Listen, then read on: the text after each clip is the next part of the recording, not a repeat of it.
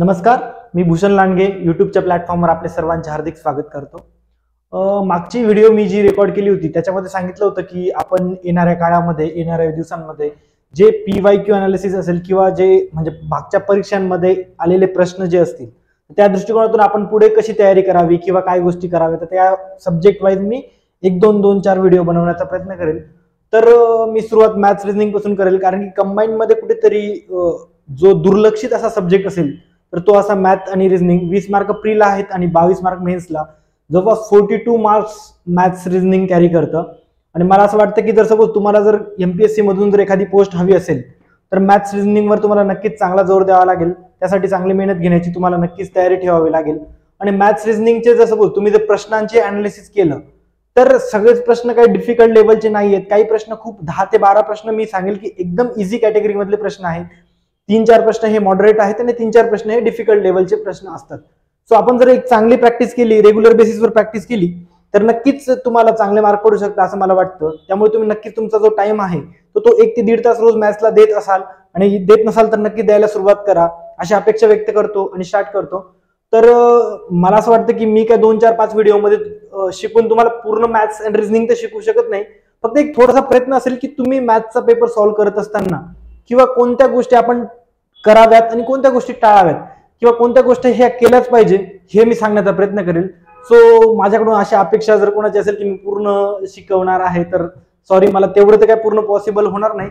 मी फक्त एक नाही का एक बेस तुम्हाला सांगेल की ह्या गोष्टी आपण परीक्षेला करून गेलो तर आपल्याला नक्कीच त्याचा फायदा होईल। याबाबत थोडंसं मार्गदर्शन करून आपण चांगले मार्क कसे पाडू शकतो याबाबत चर्चा करणार आहोत। एकंदरीत मागच्या व्हिडिओमध्ये थोडंसं चेहरा क्लिअर येत नाही वगैरे असं थोडेसे कमेंट होत्या, पण बॅकग्राऊंड व्हाईट असल्यामुळे तो प्रॉब्लेम आहे, तर तो प्रॉब्लेम ह्या व्हिडिओमध्येही कंटिन्यू असेलच। सो त्याच्याकडे आपण दुर्लक्षित करूया आणि एक जो कंटेंट आहे किंवा जो प्रश्न आहे तर त्याच्याकडे आपण लक्ष देऊन ह्या सेक्शनचा फायदा करून घेण्याचा प्रयत्न करूया। सो आपण जास्त वेळ न घेता, मला असं वाटतं की जे 2023चे जे एक मेन्सचा प्रीचा पेपर, तेव्हा प्रीचा पेपर एकत्र होता ग्रुप बी आणि ग्रुप सीचा, आणि मेन्सचे झालेले 2 पेपर, 24चा झालेला ग्रुप बीचा प्री, ग्रुप सीचे प्री मेन्स, आणि हे जे पेपर आहेत तर हे कुठेतरी आपल्याला एक आयोगाचा पॅटर्न समजून घेण्यासाठी की कोणत्या गोष्टी आपल्याला करणं अपेक्षित आहे येणाऱ्या परीक्षेला सामोरे जाताना, तर ती गोष्ट आपण करून तिच्यातून अजून कोणत्या गोष्टींवर आपण जोर देऊ शकतो याचा थोडक्यात एक अनालिसिस करण्याचा प्रयत्न आपण या लेक्चर मधून करण्याचा प्रयत्न करू। चला सुरुवात करूया जास्त वेळ न घेता। आणि ही क्वेश्चन पेपर सोडवत असताना मी तर सोडवतोच आहे, पण तुमच्याकडेही 2023चा जो प्रीचा पेपर आहे तर तो तुम्ही घेऊन बसणार अशी अपेक्षा व्यक्त करतो। तर पहिलाच प्रश्न जो होता, वर्तुळाचे क्षेत्रफळ 1 चौरस सेंटीमीटर असेल आणि त्याची वर्तुळाची परिघ 1 सेंटीमीटर असेल तर खालीलपैकी त्या वर्तुळाची त्रिज्या होईल। तर आता मला तुम्हाला एक सांगायचं आहे की जर सपोज तुम्ही जर हा प्रश्न जर बघितला तर एकदम बेसिक कॅटेगरी मधला प्रश्न आहे, फक्त याच्यासाठी तुमच्याकडे अपेक्षित डाटा काय पाहिजे होता, तर एरिया ऑफ सर्कलचा फॉर्म्युला काय आहे, एरिया ऑफ सर्कलचा फॉर्म्युला काय आहे, A is equal to pi r square, आणि तेच जर सर्कमफरन्स म्हटलं आपण वर्तुळाचा तर वर्तुळाचा सर्कमफरन्सचा फॉर्म्युला काय आहे, 2 पाय आर, बरोबर। तर मग इथे काय सांगितलंय तुम्हाला की एरिया आणि पेरिमीटर सेम आहे। सो आपण इकडे घेऊया pi r square is equal to 2 pi r is equal to x.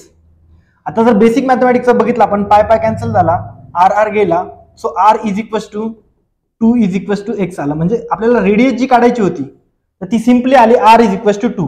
म्हणजे याच्यात काहीच विचार करण्याची गोष्ट नव्हती, सिंपली फक्त एरियाचा फॉर्म्युला माहित तुम्हाला अपेक्षित होतं। तर याच्यासोबत आता आपण काय केलं पाहिजे, तर रेक्टँगलचा एरिया काय आहे, तर रेक्टँगलचा लेंथ इंटू विड्थ आहे, तर त्याची पेरिमीटर काय येईल, 2 in bracket length plus width असेल।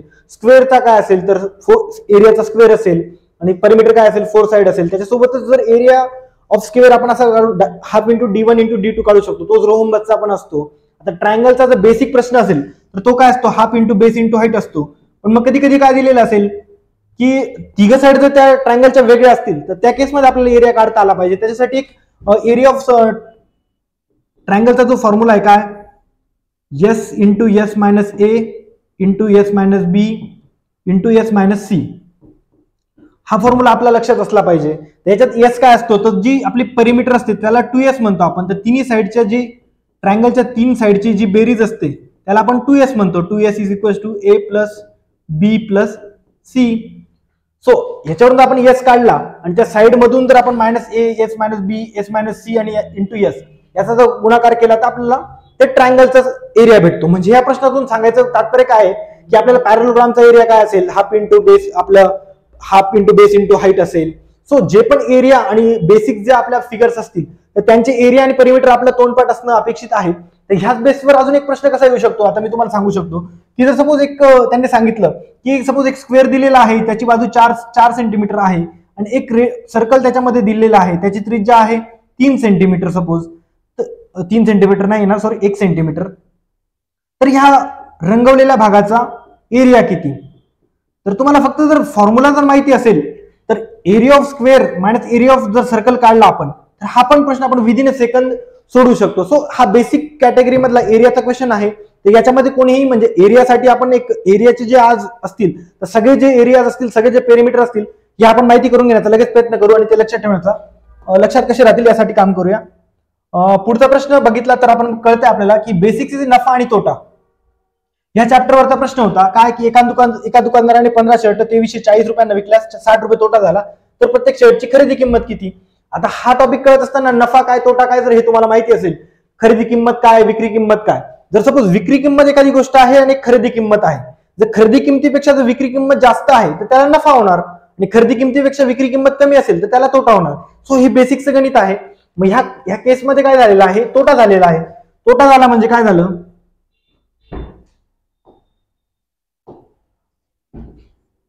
तोटा म्हणजे काय, त्याने खरेदी किंमत जी होती ती जास्त होती आणि विक्री किंमत त्याची कमी झाली. आता तोटा किती दिला आपल्याला 60 रुपये, खरेदी किंमत आपल्याला काढायची ती माहिती नाहीये आणि त्याने विक्री किंमत किती होती त्याची 2340. बरोबर. आता 2340 इकडे गेला तो झाला 2400, म्हणजे खरेदी किंमत त्या शर्टची किती होती 2400 रुपये. 2400 ही 15 शर्टची झाली. 15 आपण याला भाग दिला, 15 1 15, 15 सक 90, 160. म्हणजे याच्यात काही विषय होता का नाही. पण हा प्रश्न सोडत असताना आता आपल्याला काय गरजेचं आहे की नफा किती पर्सेंट झाला, तोटा किती पर्सेंट झाला, ही पण जर कन्सेप्ट असेल तर ही पण आपल्याला लक्षात ठेवणे गरजेची आहे. आणि कोणताही पर्सेंट काढत असताना आपण काय कोणती किंमत लक्षात ठेवतो तर ती खरेदी किंमत आपली बेस असते. मग इथे खरेदी किंमत किती होती 2400. सपोज आता आपल्याला पुढच्या वेळेस प्रश्न काय विचारला की 60 रुपये तोटा झाल्यावर या व्यवहारामध्ये त्याला किती पर्सेंट तोटा झाला असता. मग आपण काय केलं असतं, सिम्पली 60 खरेदी किंमत किती होती आपली 2400 गुणिले 100, 0 0 0 0 6 60 60, म्हणजे 2.5% तोटा त्याला ह्या व्यवहारामध्ये झाला. बरोबर. सो एक हा क्वेश्चन. आता इथून पुढे जर आपल्याला जर आयोगाचा आपण बघितले मागचे प्रश्न तर नफा तोट्यावर आपल्याला कायम एक दोन उदाहरणं दिसत आहेत. तर मग नफा तोटा हा टॉपिक आपला एकदम परफेक्ट झाला पाहिजे. त्यासाठी आपण लगेच म्हणजे आता काही जे टॉपिक आहे तिथे आपण लगेच मेन्शन करून की ह्या टॉपिक माझ्या परीक्षेला जाण्याआधी क्लिअर झालाच पाहिजे, त्यामधला हा एक टॉपिक आहे मी असं म्हणेल. सो हा टॉपिक कोणी दुर्लक्ष करू नका. एक हे दोन प्रॉब्लेम एकदम इझी कॅटेगरी मधले होते. कुठेतरी हा प्रॉब्लेम जो आहे हा बेसिक मॅथचा प्रॉब्लेम आहे, हा थोडीशी मॉडरेट लेवलची डिफिकल्टी या प्रॉब्लेम मध्ये आहे. विषय काय होतो की बघा आता आपण 0.1 वरती आहे 0.2 0.2 दिसते काहीतरी 2चा फॅक्टर कॉमन झालेला आहे ज्याच्याने मल्टिप्लाय केला तर सपोज याच्यातून 2 कॉमन काढला, याच्यातून 2 याच्यातून 2 म्हणजे काय. आता विषय कसा असतो बघा, जर फक्त आपण इथून 2 कॉमन काढला कधी इथे जर प्लस साइन असतं तर फक्त 1 2 कॉमन काढला असता, पण इथे मल्टिप्लिकेशन असल्यामुळे इथे आपल्या प्रत्येक याच्यातून 2 कॉमन निघतोय. सो हा किती आणि इथे प्लस असल्यामुळे मग हे 2 2 2 म्हणजे किती 2 2 4 2 3 4 8. म्हणजे आपण सिम्पली जर 1/8 भाग जर बाहेर कॉमन काढला तर ही जी वरची संख्या आणि खाली काय येईल मग 0.1 into 0.1 into 0.1 plus 0.02 into 0.02 into 0.02. म्हणजे काय होतं की सिंपल गोष्ट होती. थोडं शांततेत जर विचार केला असता तर अशा प्रकारचा प्रश्नही तुम्ही सोडू शकता. मी म्हणेल की हा प्रॉब्लेम जर तुम्ही शांततेत जर थोडा विचार केला असता तर 1/8 डायरेक्टली कॉमन आला असता, हा बाकीचा भाग कॅन्सल होऊन याचं उत्तर 0.125 लगेच आलं असतं. आता बघा मी काही तर प्रत्येक प्रश्न तुम्हाला एक्सप्लेन म्हणजे थोडक्यात आपण काय करू शकलो असतो याबाबत चर्चा करूया की सोडून दाखवणं ते काही मला म्हणजे ते तुम्हाला आता तुम्ही पीवायक्यू अनालिसिस मध्ये किंवा प्रश्न तुमचा सोडून झालाच असेल, फक्त आपण काय करू शकतो यावर चर्चा करण्याचा मी प्रयत्न करेल. कारण की एक प्रत्येक प्रश्न जर एकदम जास्त इन डेप्थ सोडवत गेलो तर वेळ खूप जास्त जाईल, जो तुमचं मला अपेक्षित नाहीये.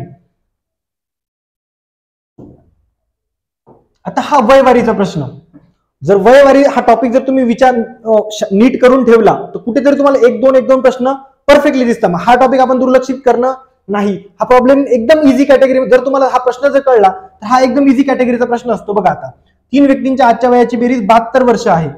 7 वर्षापूर्वी त्यांच्या वयाचे गुणोत्तर 4, 6, 7 होते. आता मला एक सांगा की यांच्या 3 वर्ष व्यक्तींच्या वयाची बेरीज किती आज? 72. तर जर 7 वर्षापूर्वी त्यांच्या वयाचे गुणोत्तर हे होतं तर 7 वर्षापूर्वी त्यांच्या तिघांचं वय 7 2 14, 7 3 21 ते कमी होईल. 21 ते कमी झालं, 2 1 गेला 1, 7 2 गेले 5, 51. आणि 7 वर्षापूर्वी त्यांच्या वयाचे गुणोत्तर काय आहे? 4 6 7. म्हणजे काय? तर 4x + 6x + 7x is equal to तेव्हाची त्यांच्या वयाची बेरीज किती होती? ती 51. 6 4 10, 10 7 17, 17x is equal to 51, x is equal to 3. आता काय म्हटलं तर त्यांचे आजचे वय किती? आता x ची किंमत आपण याच्यात टाकली 3 ची, तर 4 त्रिक 12, 7 त्रिक 18 आणि 7 त्रिक 21. हे त्यांचे कदाची वय झाले, 7 वर्षापूर्वीचे वय आले. आता जर इथे ऑप्शन मध्ये हा ऑप्शन दिलेला नाही म्हणून ठीक आहे, पण जर त्यांनी जर हा ऑप्शन दिला असता तर आपण इथे चुकू शकलो असतो. तर वयवारीच्या प्रश्नामध्ये काय विचारलं आहे हे काळजीपूर्वक बघणं सगळ्यात महत्वाची गोष्ट आहे. की तुम्ही नाही का काय प्रश्नात विचारलं, त्यांनी काय विचारलं होतं तर त्यांचे आजचे वय विचारले होते. तर ह्या रेशोनुसार आपण त्यांचे 7 वर्षापूर्वीचे वय काढले, तर आता आपण यात जर 7 वर्ष ऍड केली तर आपल्याला आजचे वय त्यांचे भेटून जाईल. 12 7 19, 18 7 25 आणि 21 7 28. चालेल उत्तर. सो हा प्रकारचा प्रश्न जे रेशोचे गणित असेल, वयवारीचा जो प्रश्न असेल, तर हा तुम्ही एकदम परफेक्ट करा. हा पण एकदम इझिली मार्क देणारा आणि प्रत्येक परीक्षेत येणारा प्रश्न आहे. याच्याकडे कोणीही दुर्लक्ष करू नका. आता हा एका माणसाने बँकेकडून दर साला 12% सरळ व्याजाने कर्ज घेतले. 3 वर्षानंतर त्याने ₹5,400 सरळ व्याज फेडले. सिंपल प्रश्न आहे. काय सिंपल इंटरेस्टचा जर तुम्हाला फॉर्म्युला माहिती असेल, principal into rate into time is divided by 100. आता सिंपल इंटरेस्ट किती दिलाय आपल्याला? 5,400. प्रिन्सिपल अमाऊंट आपल्याला काढायची आहे. रेट दिलाय 12%, वर्ष दिले 3, 100 बरोबर. 12 1 12 2 24, 12 3 36, आला खाली 36, 18 2 36, 18 18 2 18 3 54, 18 2 36. एक सेकंड थांबा.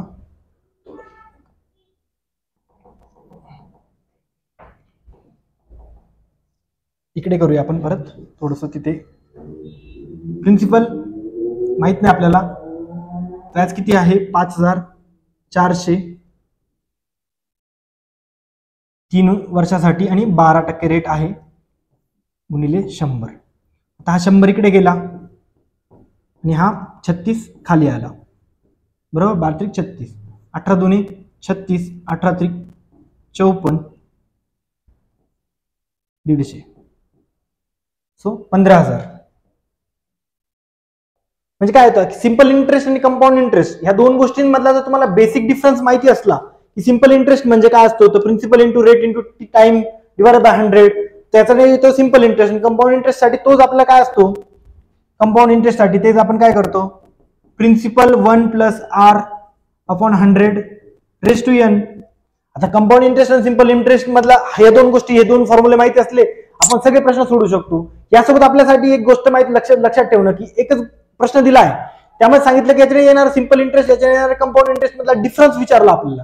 म्हणजे एकच गोष्ट आहे, एकच अमाऊंट आहे, तिला काहीतरी व्याजाने आपण दिलं आणि त्यांना विचारलं की याच्यात सिंपल इंटरेस्टने किती येईल आणि कंपाऊंड इंटरेस्टने किती येईल. असं न करता त्यांनी सांगितलं की 2 वर्षासाठी तीच अमाऊंट सिंपल इंटरेस्टने दिली, कंपाऊंड इंटरेस्टने दिली, तर याच्यात दोघांचा डिफरन्स किती येईल. तर मग सिंपल इंटरेस्ट आणि कंपाऊंड इंटरेस्ट मधला जो डिफरन्स असेल, सिंपल कंपाऊंड इंटरेस्ट आणि सिंपल इंटरेस्ट मधला, तो जर पहिलं वर्ष असेल त्या पहिल्या वर्षासाठी तो किती असतो? 0 असतो. 1 वर्षासाठी तो किती असतो?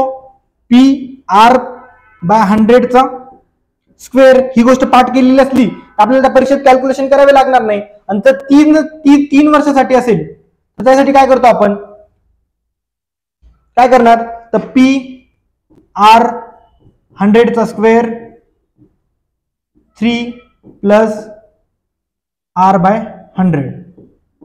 फक्त हा जर फॉर्म्युला तुम्हाला माहिती असला की 3 वर्षा डिफरन्स साठी काय, तर PR/100 चा square in bracket 3 plus r by 100 आणि तो 2 वर्षासाठी काय तर पी आर बाय 100 चा स्क्वेअर. सो ह्या दोन जर गोष्टी हे दोन बेसिक फॉर्म्युले तुमच्या लक्षात असले तर मला असं वाटतं की हा प्रश्न तुम्ही इझिली टॅकल करू शकता. सो ही गोष्ट प्रत्येकाने लक्षात ठेवा आणि हे सोडवण्याचा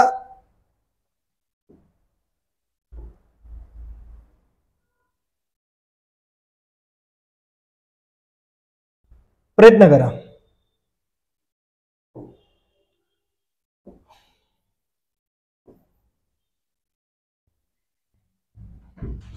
थोडीशी बोर्डची मला प्रॅक्टिस नाही आहे त्याच्यामुळे थोडंसं अवघड जात आहे. काय हरकत नाही, ट्राय करूया, हळूहळू होईल सवय. आता हा 86 नंबरचा क्वेश्चन पण एकदम इझी कॅटेगरी मधला क्वेश्चन आपल्याला म्हणायला काहीच हरकत नाही.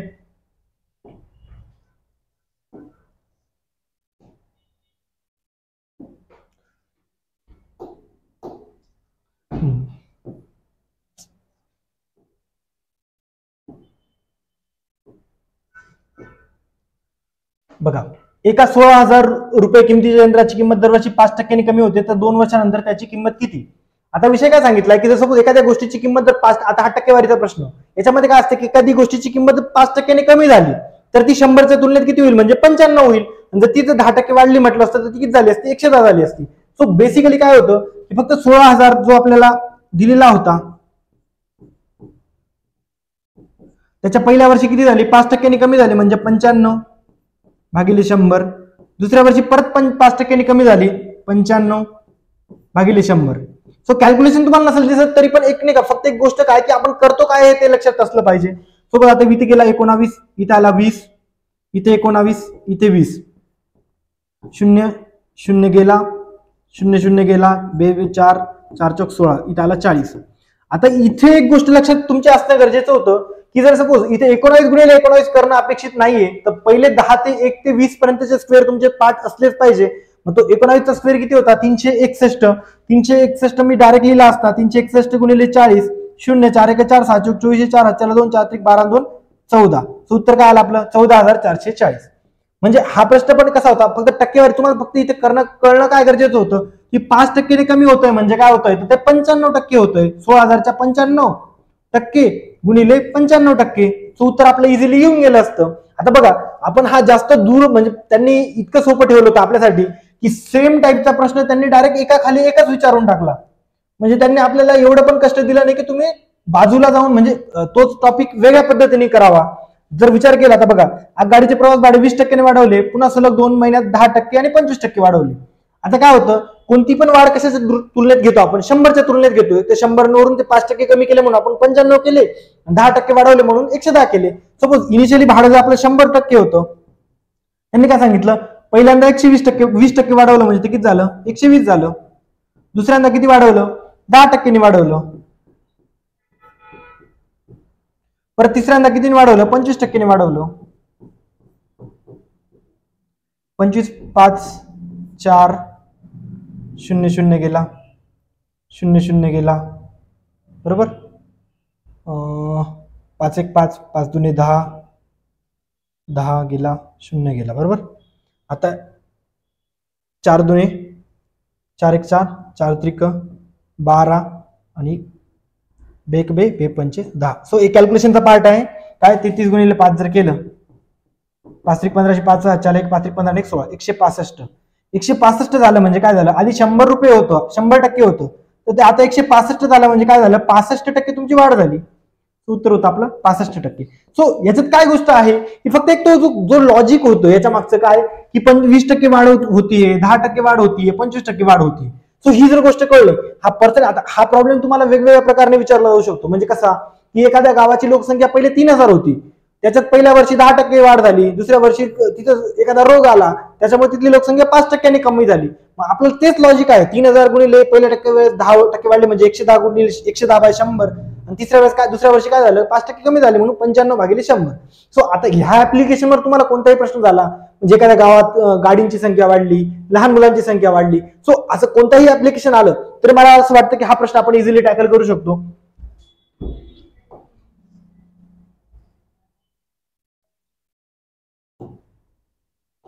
आता हा पण एकदम इझी कॅटेगरी क्वेश्चन. याच्यात फक्त बेसिक गोष्ट काय होती की बॉडमास रूल जो आपला आहे तो आपल्याला इथे इम्प्लिमेंट करायचा होता. काय, बी म्हणजे ब्रॅकेट, ओ म्हणजे ऑफ, डी म्हणजे डिव्हिजन, मल्टिप्लिकेशन, ऍडिशन आणि सबस्ट्रॅक्शन. बरोबर. आता इथे जर बघितलं तुम्ही, ह्या संख्या लिहिण्याची सुद्धा काही गरज नाही. -2 सगळ्यात पहिले आपण काय सॉल्व्ह करणार आहे, ब्रॅकेट सॉल्व्ह करणार. -2 गुणिले -3 -5 गुणिले तसाच 5 + 3 8 भागिले -2 गुणिले -2 -3 -5 divided by -6 -4 -10 divided by -7 -5 -12 plus 10 plus झालं 8. आता -8 पंचे 40 -40 भागिले -5 वरती किती आला 8 8 10 वरती 12 प्लस झाला 5 4 5 12 चौक 48 भागिले 5 5 9 45 5 30. ही मायनसची जी साईन होती काय झाली, प्लस झाली. मायनस प्लस झालं ना. ओके, मायनस प्लस झालं 9.6. सो बेसिक काय होतं की याच्यामध्ये काय म्हणजे आता अपेक्षित काय होतं आपल्याला की बॉडमार्क जो रूल आहे तो माहित पाहिजे. म्हणजे अशा परीक्षेमध्ये अशा प्रश्नामध्ये काय करायचं आपल्याला की ब्रॅकेट पहिले सोल्व्ह करायचे, ऑफ नंतर डिव्हिजन, मग मल्टिप्लिकेशन, ऍडिशन आणि सबस्ट्रॅक्शन. सो हा सिक्वेन्स जर तुम्हाला माहिती असेल तुम्ही अशा प्रकारचा प्रॉब्लेम सोडवला तर मला वाटतं की हा पण एकदम इझिली तुम्ही सोडू शकत होतात. सो याच्यातही काही जास्त डोकं लावण्याची गरज नव्हती, एकदम इझी कॅटेगरीचा प्रश्न होता. सो याची प्रॅक्टिस आपण बॉडमार्क रूलची प्रॅक्टिस थोडीशी करून ठेवली तर हे प्रश्न आपण इझिली टॅकल करू शकतो. आता हा सरासरीचा प्रश्न आहे. हा जर तुम्ही एकदा जर नीट केला, एकदा जर तुम्हाला कळला तर तुम्हाला कधीच या प्रश्नाचा प्रॉब्लेम येणार नाही. एकदम थोडं जर लक्ष घालून जर तुम्ही हा प्रॉब्लेम सोडवला ना तर तुम्हाला एकदम मस्त म्हणजे इझी कॅटेगरीचा प्रॉब्लेम वाटायला लागून जाईल. काय म्हणतो तर एक फलंदाज 19व्या डावात 98 धावा करतो आणि त्यामुळे त्याची सरासरी 4 ने वाढते. तर 19व्या डावानंतर त्याची सरासरी किती आहे. आता सेम प्रश्न. आता बघा आपल्याला काय म्हणतोय तो की 19व्या डावात त्यांनी 98 धावा करतो आणि त्यामुळे त्याची सरासरी 4 ने वाढते. सपोज 18 सामने तो खेळला तेव्हा त्याची सरासरी x होती. बरोबर. जर 18 सामन्यांमध्ये त्याची सरासरी x होती म्हणजे त्याचे रन किती झाले 18x झाले. बरोबर. आता त्यांनी काय सांगितलं की 19व्या सामन्यात त्यांनी रन किती केले 19 रन केले, 98 रन केले, 98 रन केले. याची सरासरी म्हणजे या 19 सामन्यांची सरासरी म्हणजे काय भागिले 19. तर त्यांनी काय म्हटलं तर त्यामुळे त्याची सरासरी 4 ने वाढते. 4 ने वाढते म्हणजे काय आधीची जी सरासरी होती x ती 4 ने वाढली. जर फक्त एवढं इक्वेशन जर आपल्याला फॉर्म करता आलं प्रश्नात काय म्हणायचंय तर आपल्याला हा प्रॉब्लेम सोडवणं बाकी मग बेसिक गोष्ट होतं. लिनियर इक्वेशन वन व्हेरिएबल आहे तर आपण इझिली ते सॉल्व्ह करू शकतो. आता हा 19x तिकडे गेला 9 चौक 76 झाला. So 18x plus 98 is equal to 19x plus 57 चौक 76. So x is equal to 22. आता बघा इथे x 22 ऑप्शन मध्ये आहे पण x काय आहे तर x ही 18 सामन्यांची सरासरी होती 22. आपल्याला विचारलेली काय आहे तर 19व्या डावानंतर त्याची सरासरी किती. तर 19व्या डावानंतर त्याची सरासरी किती येईल 22 अधिक 4 26. सो फक्त हा प्रश्न सोडवण्यासाठी तुम्हाला काय होतं की सरासरीचा जो टॉपिक आहे तर आता हा कायमच म्हणजे तुम्हाला धावांचा प्रश्न आपल्याला भरपूर वेळा परीक्षेत दिसला म्हणजे तुम्ही 22 वगैरेच्या मेन्स किंवा 22 वगैरेचे पेपर बघितले त्याच्यातही हा प्रश्न आपल्याला कॉमनली दिसतोय. सो हा पॅटर्न आपल्याला करून ठेवणं आहे. सरासरीची जी कन्सेप्ट आहे की का 18 सामन्यांचा एक्स म्हणजे ही गोष्ट कळली आपल्याला की 18 सामन्यांपर्यंत त्याची एक्स होती म्हणजे त्याची स्कोर झाला 18x आणि त्याच्यात 98 धावा ऍड केल्या 19 ची सरासरी झाली x + 4. फक्त एवढं इक्वेशन आपल्याला फॉर्म करणं सगळ्यात महत्वाची गोष्ट होती. एवढी गोष्ट ज्याला समजली तो प्रॉब्लेम इझिली सॉल्व्ह करू शकत होता. ज्याला हे इक्वेशन समजलं नाही, ज्याला हे बनवता आलं नाही त्याला हा प्रॉब्लेम सुटणार नाही. जोपर्यंत तुम्ही याची सरासरीची प्रॅक्टिस करत नाही तोपर्यंत मी हा 18x घेतो कसा आहे हे तुम्हाला समजणार नाही. थोडंसं याच्यावर वर्क करणं तुम्हाला अपेक्षित आहे. सो सरासरीचा हा मी म्हणेल की हे पण हक्काचे मार्क आहेत. हे तुम्ही सरासरी टॉपिक परफेक्ट करूनच पेपरला जावं असं मी तुम्हाला नक्की सांगेल कारण की हा जनरल वेने विचारला जाऊ शकणारा प्रश्न आहे. सो हा दुर्लक्षित कोणी करू नका. आता जो आपला पहिला प्रश्न होता म्हणजे एकंदरीत जर बघितलं तर दोन पॅटर्नचे प्रश्न. आता जो टक्केवारीचा प्रश्न होता ते पण लगातार 2 आले आणि हा एरिया ऑफ सर्कल तर जो प्रश्न आहे तर तो आपल्याला डबल दिसतो. फक्त πr² हा फॉर्म्युला आपल्याला माहिती असणं अपेक्षित होतं. एका वर्तुळाचे क्षेत्रफळ 3 सेंटीमीटर 4 सेंटीमीटर 12 सेंटीमीटर त्रिज्या असणाऱ्या 3 वर्तुळांच्या क्षेत्रफळाच्या बेरजे इतके असेल तर त्या वर्तुळाची त्रिज्या किती? आता पहिल्याचे क्षेत्रफळ किती येईल मग पाय 3चा स्क्वेअर प्लस दुसऱ्याचं क्षेत्रफळ किती येईल पाय 4चा स्क्वेअर प्लस तिसऱ्याचं किती येईल पाय 12चा स्क्वेअर आणि आपल्याला विचारलंय की मग याच्या एकत्रित येणाऱ्या सर्कलचं पाय आर स्क्वेअर बरोबर. आता सगळ्यांमध्ये पाय आहे बेसिक मॅथमॅटिक्स पाय आपण कॅन्सल केला. आता जर विचार केला 3चा स्क्वेअर 9 9 4 16 4चा स्क्वेअर 16 9 16 25 आणि 12चा स्क्वेअर 144 25 आणि 12 किती झाले 169 169 is equal to r square. आता जर सपोज तुम्ही 169 कोणाचा स्क्वेअर आहे हा जर तुम्हाला प्रश्न पडला तर मग कुठेतरी अवघड होईल. त्याच्यामुळे काय करायचं की आपल्या 20 पर्यंतचे स्क्वेअर जे असतील ते पाठच असले पाहिजे. आपल्याला लगेच कळेल की आर म्हणजे किती येईल मग 13. सो बेसिक जर एरिया ऑफ सर्कल जर तुम्हाला माहिती असला असता तरी तुम्हाला याच्यातले 2 प्रश्न इझिली सोडता आले असते. सो एक मी सांगेल की एरियाजवर थोडंसं वर्क करा. ते फॉर्म्युलेज फक्त लक्षात असले तरी इझिली प्रॉब्लेम सुटू शकतो. आपण एक ग्रॅज्युएट लेवलला हा एक्झाम देत असताना ते एरिया काढणं आपल्या कुठेतरी एक मी म्हणेल की एकदम नाही का इझी टाईपचा प्रश्न आहे तर तो आपण इझिली आलाच पाहिजे आपल्याला. त्यानंतर बुद्धिबळाच्या पटावर किती चौरस असतात थोडासा हा डिफिकल्ट कॅटेगरीचा प्रश्न होता. जर सपोज तुम्हाला याची जर ट्रिक माहिती असेल तर तुम्ही सोडू शकता. तर मी तुम्हाला एक सल्ला नक्की देईल की जेव्हा तुमचा फ्री टाइम असेल तर युट्यूबवर व्हिडिओ म्हणजे ट्रायंगल काउंटिंग किंवा स्क्वेअर काउंटिंग या 2 फिगर्सचा नक्की तुम्ही अभ्यास करून ठेवा. फॉर एक्झाम्पल कधी कधी कसं असतं की जर सपोज असं ट्रायंगल दिलेलं आहे याच्यात जर एक लाईन मारली तर याच्यात किती ट्रायंगल असतील मोजायला लावले आपल्याला तर एक नॉर्मली आपण हे मोजून घेऊ जेव्हा कमी फिगर असेल. पण तुम्हाला ट्रिक सांगतो की आपण असे असेल तर फक्त पॅरलल लाईनने 1+2 याच्यात 3 ट्रायंगल होतील. आता हे जर मी मोठ्या स्केलवर केलं सपोज मी आता घेतलं असं 2 3 4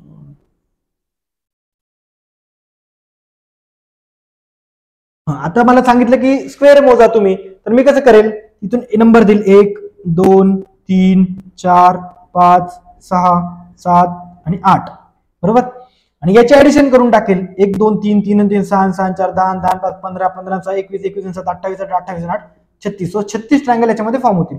सो ह्या प्रकारचे प्रॉब्लेम तुम्ही बघणं युट्यूबवर व्हिडिओ जर बघून घेतली ट्रायंगल साठी आणि स्क्वेअर साठी तर तुम्हाला त्याचा नक्कीच फायदा होईल असं मला वाटतं. सेम वेने स्क्वेअर साठी असतं. स्क्वेअर मध्ये जर किती स्क्वेअर आहे हे जर शोधायचं असेल आपल्याला सपोज असं असेल तर इकडे जर आपण नंबर दिला 1 2 इकडे नंबर दिला आपण 1 2 तर 2 अधिक 2 2 into 2 प्लस 1 into 1 सो 2 4 आणि 1 5 सो याच्यामध्ये 5 स्क्वेअर फॉर्म होतील. सो त्याच प्रकारचा हा बुद्धिबळाच्या पटावरचा प्रश्न होता. तर आपण एकंदरीत विचार केला इकडे 8 असतात इकडे 8 असतात सो एकूण आपल्याला हे उदाहरण सोडवत असताना 8 गुणिले 8 प्लस 7 गुणिले 7 प्लस 6 गुणिले 6 प्लस 5 गुणिले 5 प्लस 4 गुणिले 4 प्लस 3 गुणिले 3 गुणिले 3 प्लस 2 गुणिले 2 प्लस 1 गुणिले 1 याची जर ऍडिशन केली याचं उत्तर 204 येतं. सो हा प्रश्न आपल्याला परीक्षेत डायरेक्ट सुटला नसता कारण की स्क्वेअर मोजत बसणं हे अपेक्षित नाहीये. त्यासाठी तुमच्याकडे असे काहीतरी जर लॉजिक माहिती असेल त्याच्या मागचं जर ही कन्सेप्ट माहिती असेल तर तुम्हाला हा प्रश्न सुटणार होता. सो ह्या स्क्वेअर आणि ट्रायंगल्स बद्दल थोडंफार व्हिडिओ बघता आल्या तुम्हाला नक्की तर बघून ठेवा तो असा मी सांगेल की जेव्हा अभ्यासातून तुम्ही कुठेतरी बोर झालात तेव्हा तुम्ही ही गोष्ट कव्हर करून ठेवू शकता. सो त्याच्यावर थोडंसं वर्क करून घ्या. आता हा एक विषय बघितला तर ह्या टाईपचे प्रश्न जे असतात तर हे प्रश्न तुम्हाला विदिन द सेकंड क्लिक झाले म्हणजे 10 सेकंद 15 सेकंदात तर तो प्रश्न सुटतो. नाहीतर तुम्ही कितीही डोकं लावत बसलात तरी तो प्रश्न सुटत नाही. तर याच्यात एकदम सिंपल लॉजिक जेव्हा आपण शांत डोक्याने विचार केला आणि सिंपल तुम्ही 15चं वाचायला घेतलं तुम्हाला लगेच जाणवेल की हे 3 15 21 24 हे 3च्या पाड्यातल्या संख्या आहेत. तर मग पुढे जर आपण बघितलं तर ही 33 असली पाहिजे होती 39 येते 51 येते तर हा 32 येणार का नाही. तुम्हाला एक जनरल लॉजिक म्हणजे एकदम नॉर्मल थोडे शांत विचार केला ना तर येईल. थोडेसे आपले जे पीवायक्यू प्रश्न झाले ते थोडेसे बघून घ्या आणि याच्यात तर मी सांगेल की याच्यावर खूप जास्त वर्क करण्याची गरज नाही कारण की याचा पॅटर्न आपल्याला परीक्षेच्या वेळेस ऍडिशन सबस्ट्रॅक्शन डिव्हिजन मल्टिप्लिकेशन त्याच्यात काही असू शकतो. सो थोडंसं नाही का बेसिक वेने ऍडिशन होत असेल 3 3ची किंवा काय तर ते थोडंसं बघून घ्या किंवा त्याचं ऍडिशन सबस्ट्रॅक्शन जे होतं त्याच्यात काय होतंय मागच्या क्वेश्चन मध्ये तो फक्त एक अँगल एक विचार डोक्यात ठेवा आणि तो जर आपण इथे इम्प्लिमेंट केला तर नक्कीच तुम्हाला इथं फायदा होऊ शकेल. आता हा एक जो प्रश्न असेल पुढचा हा आयोगाचा तुम्ही कोणतीही क्वेश्चन पेपर बघितली तर तुम्हाला आपल्याला हा प्रश्न दिसतो म्हणजे दिसतो. हा एकदम व्हेरी इम्पॉर्टंट प्रश्न आहे आणि हा हक्काचा मार्क आहे. याच्यात काही जास्त डोकं लावण्याची गरज नसते फक्त तुम्हाला ती व्हेन डायग्राम काढता आली पाहिजे. आता तो काय म्हणतो की सर्व शिक्षक कलाकार आहेत. सपोज हे शिक्षक घेतले आपण, हे सर्व शिक्षक काय आहेत, कलाकार आहेत. हे शिक्षक होते आपले छोटे, हे बाहेरचं काय, कलाकार. बरोबर. दुसरं काय म्हणतो, जे आनंदी राहतात ते सर्व कलाकार काही कलाकार आनंदी राहतात. आता कलाकार म्हटले काही कलाकार, सपोज कलाकार शिक्षक पण आहेत, तर मग आपण असा एक विचार केला की कलाकार हे आनंदी, हे काय आहेत, आनंदी. थोडं रायटिंग मध्ये चांगलं नाही, थोडं माफ करा. तर आता बघा, आपलं फक्त एक लॉजिक काय होतं की सर्व शिक्षक आनंदी राहतात. आता हा शिक्षकांचा ग्रुप आहे, हा आनंदीचा मोठा आहे. जर हे दोघं, हा शिक्षक जर आनंदी, हे दोघांचं जर फक्त काही पार्टच एकत्र येतोय, त्यामुळे आपण हे म्हणू शकतो का सर्व शिक्षक आनंदी राहतात? नाही, चुकीचं स्टेटमेंट आहे. जे आनंदी राहतात ते सर्व कलाकार असतात. आता हे आनंदीचे काहीच कलाकार आहेत, हे बाकीचे आहेत त्या कलाकार नाही आहेत, त्याच्यामुळे हे स्टेटमेंट पण चुकीचं आहे. जे आनंदी राहतात ते सर्व कलाकार असतात. सो क आणि दोन्ही असत्य आहेत.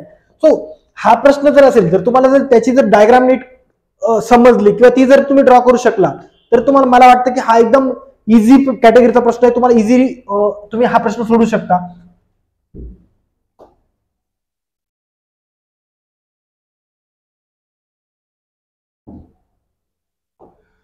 आता हा परत वयवारीचा प्रश्न आहे, पण हा वयवारी मध्ये कॅल्क्युलेट नाही होणार. फक्त आपलं एक इक्वेशन जर फॉर्म करता आलं, परत जे मी मागच्या वेळेस सांगितलं तसं, तर हा पण प्रश्न इझिली सोडवू शकता. आता काय म्हणता येते की अंकिताच्या आईचे वय तिच्या वयाच्या 2.5 पट. सपोज आईचं वय आहे, आईचं वय काय दिलंय आपल्याला की सपोज 2.5 पट ऑफ अंकिताचं नाव ए वरून आहे म्हणून आपण सपोज अंकिताला जर ए म्हटलं, बरोबर, तेच काय सांग, आणि तिच्या भावाच्या 4 पट, सोबत तिच्या भावाचं आपण बी म्हटलं तर 4 पट ऑफ बी. आता सिंपल काय सांगितलं त्यांनी की त्यांचे एकूण वय 66 वर्ष आहे, तर अंकिताच्या भावाच्या 2 वर्षानंतरच्या. आता बघ, इथं प्रत्येक फसवलंय. आपली जी किंमत येईल ती आत्ताची येऊन जाईल याच्यावरून, पण आपल्याला नंतरचे 2 वर्षानंतरचे वय विचारले. सो ही गोष्ट आपण काळजीपूर्वक बघणं अपेक्षित आहे. तर 2 वर्षानंतरचे वय किती असेल, आता माहिती आपल्याला. सपोज आईचं वय आपण सी मांडलं, A plus B plus C is equal to किती दिलं आपल्याला, 66.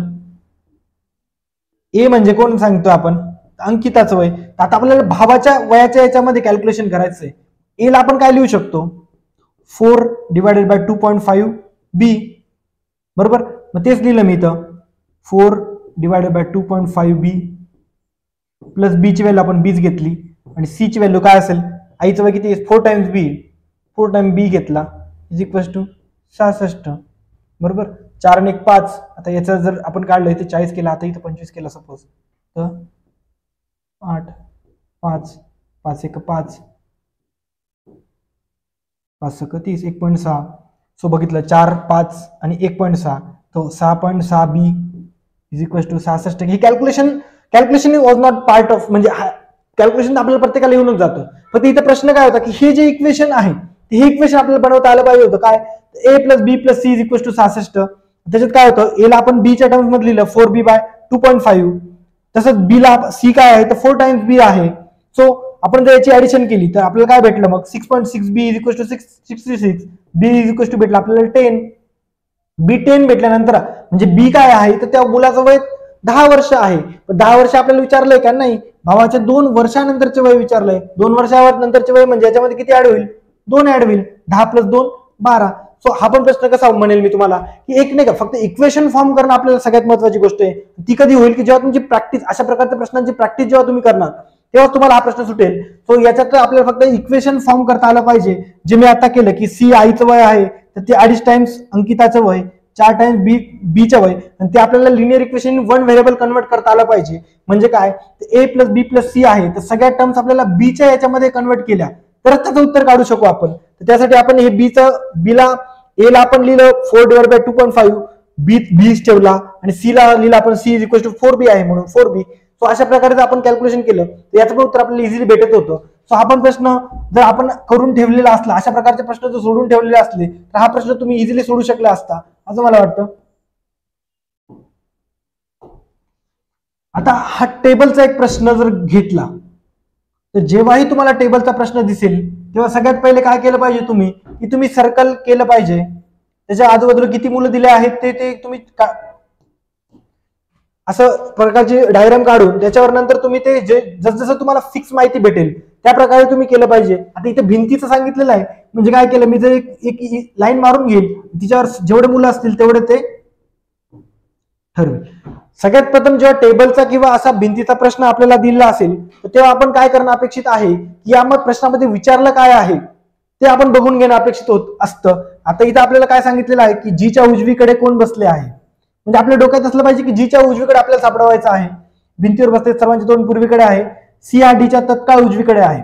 सी हा डीच्या तत्काळ उजवीकडे म्हणजे काय, सी डीच्या तत्काळ उजवीकडे आहे, म्हणजे असं आपल्याला एक भेटलं. बी हा अगदी टोकाला आहे, त्याच्या शेजारी ई आहे. बी ह्या टोकाला आहे का त्या टोकाला आहे माहिती आहे आपल्याला नाही, फक्त बीच्या बाजूला कोण आहे आपला ई आहे, एवढे याच्यावरून कळतंय. जी हा ई आणि एफच्या मध्यात आहे. जी काय आहे, ई आणि एफच्या मध्यात आहे. प्रश्न आपल्याला काय विचारत होता की जीच्या डावीकडे कोण आहे का उजवीकडे कोण आहे. जीच्या उजवीकडे कोण आहे, एक तर ई आहे एक तर एफ आहे. आता ऑप्शन जर बघितलं आपण तर इथे ई नाही दिसत आहे, म्हणजे फक्त ऑप्शन असण्याची संभाव्यता काय एफ आहे. कुठेतरी हे ना वेग होते बाकीचे स्टेटमेंट, त्याच्यामुळे आपल्याला हे सरळ सरळ दिलं.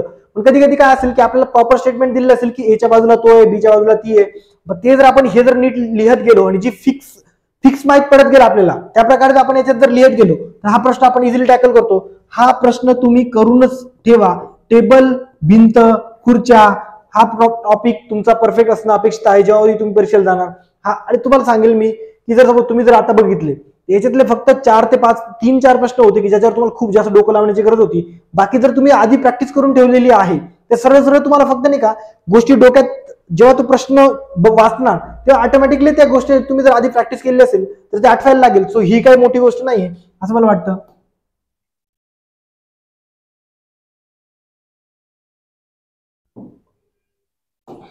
आता हा एक प्रश्न जो आहे एक म्हणजे आता तुम्ही डेज जर काउंट करत असाल पण मग माझ्यासाठी एक मी म्हणजे जवळपास मी जेव्हा अभ्यास स्टार्ट केला तेव्हा एक बार्टीची युट्यूबवर ना संतोष वट्टमवार सर, नाव परफेक्ट नाही सांगता येईल मला, वट्टमवार सर म्हणून त्यांचं होतं. ते युट्यूबवर बार्टीमार्फत ते लेक्चर तेव्हा कंडक्ट केले जात होते. तर त्याच्यातूनच ते एक मी बघितलं होतं की त्या सरांची एक ट्रिक होती. काय होती की आपण याच्यासाठी एक नंबर टाईप लक्षात ठेवू शकतो. काय तर 62 25 03 51 46 24. तर हा काय तर जानेवारीसाठी फेब्रुवारी, मार्च, एप्रिल, मे, जून, जुलै, ऑगस्ट, सप्टेंबर, ऑक्टोबर, नोव्हेंबर, डिसेंबर. बरोबर. आता होत काय होतं याच्यात, जर सपोज तुमचं जर अशा प्रकारे असेल जेव्हा लीप वर्ष असेल तर 6 ला 5 पकडायचं आणि 2 ला 1 पकडायचं. आता सिंपल काय दिलं तर याच्यात एक गोष्ट माहिती असतं तुम्हाला अपेक्षित होतं की काय की आंतरराष्ट्रीय योगा दिन असतो कधी, तर 21 जूनला असतो.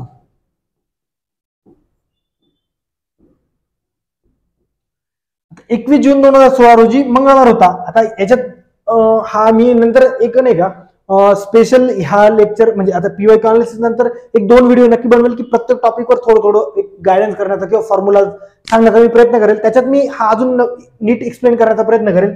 तर आता बघा 21 जून 2016 होता. तर आपण सरांच्या मेथडने म्हणजे सरांची मेथडनुसार मी तुम्हाला सोडून दाखवतो.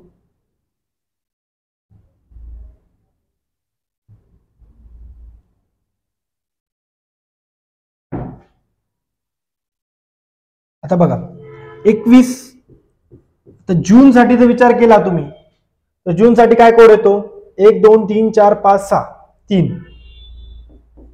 बरोबर. त्याच्यानंतर जो आपला 2016 आहे 2016चा 16 तसाच घ्यावा प्लस या 16ला 4 ने भाग द्यायचा, लीप वर्ष आहे का नाही ते चेक करण्यासाठी. 16 भागिले 4 केलं उत्तर 4 आलं, इथे मी ऍड केलं आणि याला भागिले 7 करायचं. बरोबर. आता बघा 21 आणि 3 24, 24 आणि 16 40, 40 प्लस 4 44, 44 भागिले 7 बाकी उरली 2. बरोबर. आता सेम वेने काय तर 0 साठी रविवार, 1 साठी सोमवार, 2 साठी मंगळवार, 3 हे सिंपल हे 6 साठी शनिवार. तर 2 साठी काय आला आपला मंगळवार. आता विषय काय आहे की हे बरोबर दिलेलं असल्यामुळे हा मंगळवारच इथे या प्रश्नामध्ये येऊन गेला. पण कधी कधी काय असेल की तो आपल्याला फसवण्याचा प्रयत्न पण असेल की तो ऍक्च्युअली तो मंगळवार नसून दुसरा वार पण असू शकतो. पण ह्याच्याने आपण काय असेल की तो एकदम परफेक्ट वार आपल्याला कळलेला आहे. तर आता हेच जर गोष्ट बघितली आपण आपल्याला विचारलेला कोणता वार आहे तर त्यांनी विचारलाय की नॅशनल सायन्स डे कोणत्या दिवशी असेल. तर 28 फेब्रुवारीला नॅशनल सायन्स डे असतो. 28 फेब्रुवारी. आता सेम 28 आपण ऍड केलं, फेब्रुवारीसाठी 62 असतो, पण मग लीप वर्षामुळे काय घेतो आपण 29. वर्ष किती आहे 16, त्याला भाग दिला आपण 4. सो करा कॅल्क्युलेट. 28 29 16 35 45 आणि 4 49. 49 भागिले 7, बाकी उरली 0. म्हणजे उत्तर किती येईल आपलं रविवार, संडे. सो ही याची वेगवेगळी दिवस मोजण्याची पण ट्रिक असेल, पण मला असं वाटतं की ही कुठेतरी नाही का तुम्ही या प्रॉब्लेम ही जर ट्रिक लक्षात ठेवली, 62 25 03 51 46 24 हा फक्त आकडे जानेवारी फेब्रुवारी मार्च एप्रिल मे जून जुलै साठी, ऑगस्ट सप्टेंबर आणि 0 रविवार साठी, 1 सोमवार 2 मंगळवार, ह्या प्रकारचं लक्षात ठेवलं. आणि तो एक फॉर्म्युला काय की सगळ्यात पहिले जी तारीख असेल ती तारीख घ्यायची, त्याच्यामध्ये तो ज्या महिन्याचा जो आपला आपण 62 25 03 51 46 24 ने जो कोड असेल तो त्याच्यात ऍड केला. त्याच्यानंतर आपण जे वर्ष असेल 2016 म्हणजे 16 ऍड केलं, त्याला 4 ने भाग द्यायचा आणि जो भागाकार येईल तो भागाकार घ्यायचा. म्हणजे 16 ला आपण 4 ने भाग दिलं, 4 आलं, तुम्ही 4 घेतला. ही ऍडिशन करायची, याला 7 ने भाग द्यायचा आणि जी बाकी उरेल तर ती 0 असेल तर रविवार, 1 असेल तर सोमवार, 2 असेल तर मंगळवार, 3 असेल तर बुधवार. सो या टाइप मध्ये तो थोडस पहिल्यांदा तुम्हाला ही गोष्ट मी जी सांगतोय ती कुठेतरी डोक्यावरून वाटेल किंवा हार्ड वाटेल, पण मला असं वाटतं की एकदा जर तुमची ही गोष्ट लक्षात असली तर कॅलेंडरचा तुमचा कोणताही प्रॉब्लेम असला तरी तो तुम्ही इझिली सोडू शकता. तुम्ही कोणतीही डेट काढू शकता. सो अशा पद्धतीने तुम्ही याचा नक्की विचार करू शकता. एक मिनिट, थोडी जागा.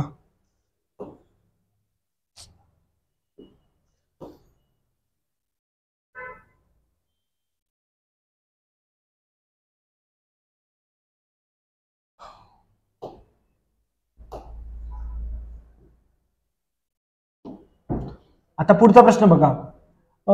जर 4 5 8 13 ही मालिका अशीच सुरू ठेवली तर खालीपैकी कोणती संख्या मालिकेची राहणार नाही.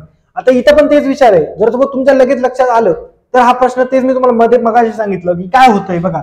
इथे 1 ने वाढतंय, इथे 3 ने वाढतंय, इथे 5 ने वाढतंय, परत इथे 1 ने वाढतंय, इथे 3 ने वाढतंय, 5 ने वाढतंय. ही जर गोष्ट तुमच्या लक्षात आली तर पुढची संख्या काय येईल आपली, 22 मध्ये 1 वाढला 23. एक मिनिट, थोडी जागा करून घेतो.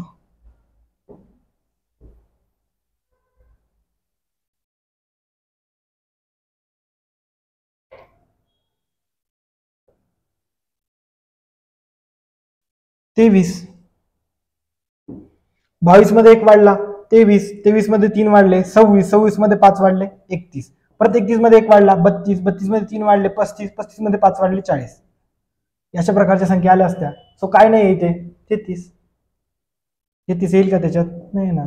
फक्त एक कळणं गरजेचं होतं की काय की आपल्या काय चेंज काय होतोय. इथे 1 ने वाढतोय, इथे 3 ने वाढतोय, 5 ने वाढतोय, 1 ने वाढतोय, 3 ने वाढतोय, 5 ने वाढतोय. पुढच्या आपण संख्या लिहिल्या 23 26 31 32 35 40, आपल्याला उत्तर येऊन गेलं असतं 33. सो हे फक्त कळणं गरजेचं होतं की कितीने ऍडिशन होते, कितीने सबट्रॅक्शन होते. सो आता पुढचा प्रश्न बघूया.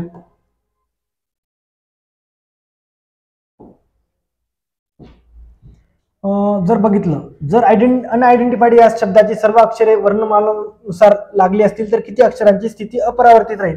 हा पण प्रश्न एकदम इझी कॅटेगरी मधला आहे. जर फक्त तुम्हाला कळला पाहिजे होता की प्रश्नामध्ये म्हणायचं काय झालं. बरोबर. आता काय आहे की सपोज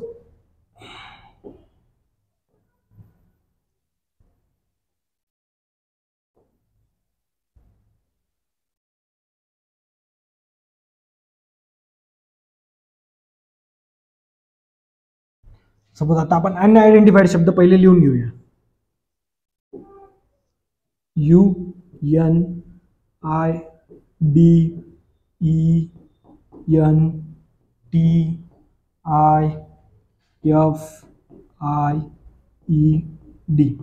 वर्णमालेनुसार सगळ्यात पहिले शब्द कोण येईल, डी येईल. बरोबर.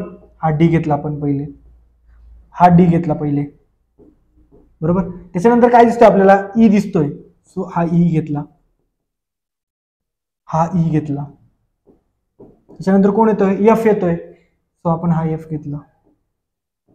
त्याच्यानंतर काय येतोय, आय येतोय. सो हा आय, हा इकडे एक आय आहे तो आय घेतला आणि हा इकडे आय आहे तो आय घेतला. त्याच्यानंतर उरलं काय, एन एन उरला. सो एन एन घेतला. नंतर काय उरला, टी उरला, यू उरला. बरोबर.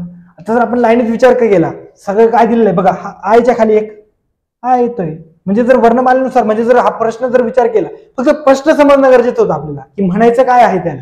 त्याच्यानुसार जर आपण फक्त आयडेंटिफाईड शब्द लिहिला असता आणि एबीसीडी नुसार फक्त लाईनीत लावलं असतं, आपल्याला कळलं असतं की आयच्या खाली फक्त एकच आय येतोय, म्हणजे एकच अनचेंज राहणार आहे, बाकी सगळ्या गोष्टी या मागे पुढे होणार आहेत. सो हा पण प्रश्न आपण इझिली टॅकल करू शकलो असतो.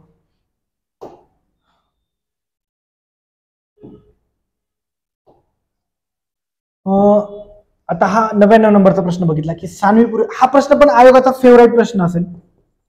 याच्यामध्ये आपल्याला कळलं पाहिजे की आपण सगळ्यात प्रथम डायरेक्शन ठरवता आली पाहिजे, इकडे उत्तर, इकडे दक्षिण, इकडे पूर्व, इकडे पश्चिम, बरोबर.